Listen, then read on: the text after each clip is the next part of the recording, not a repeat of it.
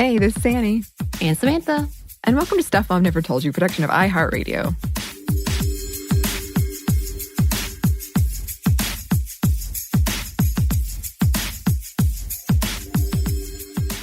Did you get excited about going back to school, Samantha?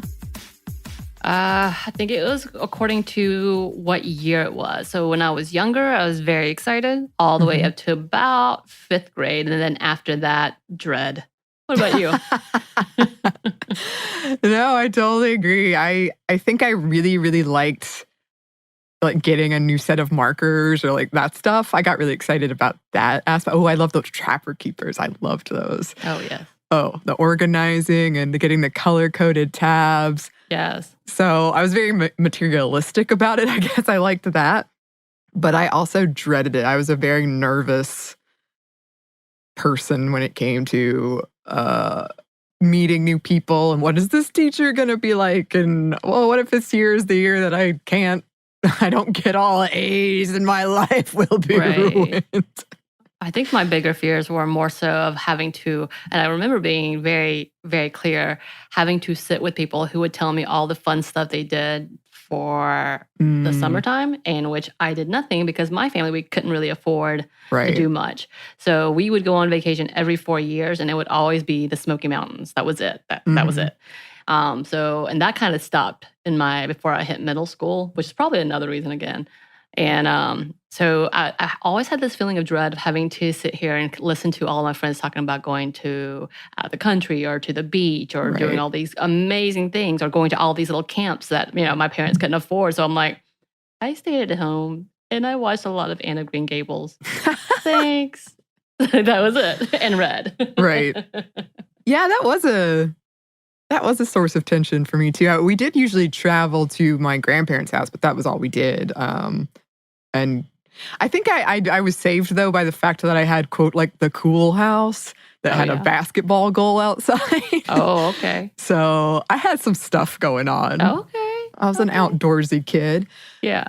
Well, I wanted to start with that because today we're going to be talking about going back to school because that is coming. And some countries that will happen. And here in the U.S., where we're not handling the pandemic well, our government isn't handling it well, and the situation has gotten worse, and it continues to get worse. The government is pushing for schools to reopen, and we just wanted to talk about that and what it looks like for women and for everybody.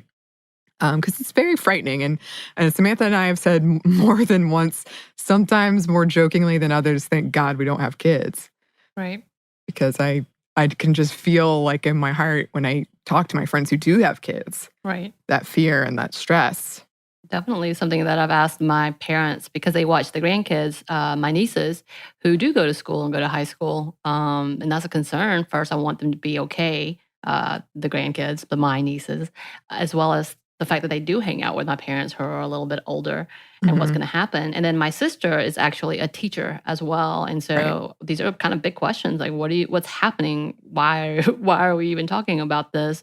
And the fact that Betsy DeVos, as well as the president, seem to undermine what is being said by the CDC, are undermining what is being said by the CDC and what should be happening and why schools are kind of dangerous right now. It's really, really sad to hear that this is a constant conversation and they're kind of turning the whole idea that these kids are at risk if they're not at school because of things that are happening in the homes, which could be matched with why don't we actually take care of them while they're at home instead?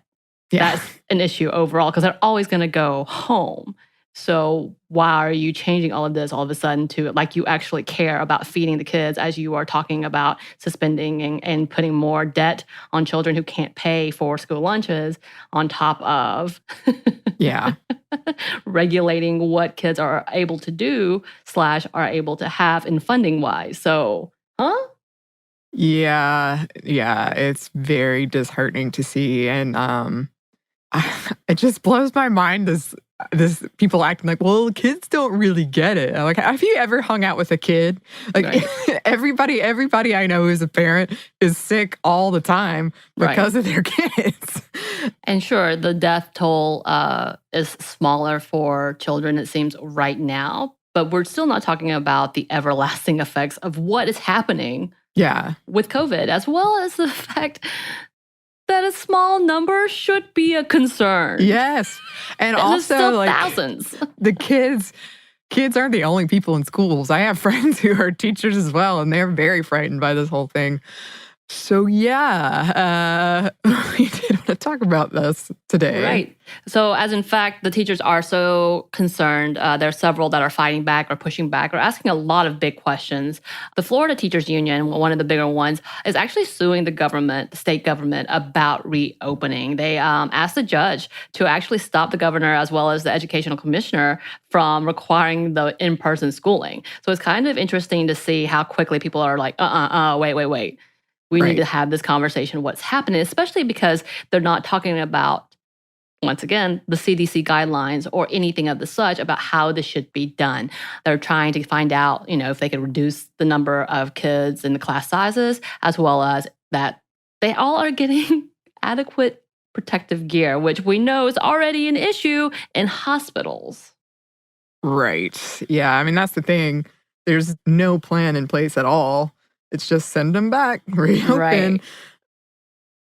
Sadly enough, the White House has blocked the CDC from testifying in front of Congress about whether or not it is safe for the children to return to school and for the teachers and for the staff, which says a lot about the overall dismissiveness that they have for our teachers, at the same time calling them heroes. This is such an absurd, backwards idea that I don't understand why they wouldn't take one of the biggest experts and talking about this specific type of disease, which we're trying to still get a handle on, to help keep our kids and our staff and our teachers safe.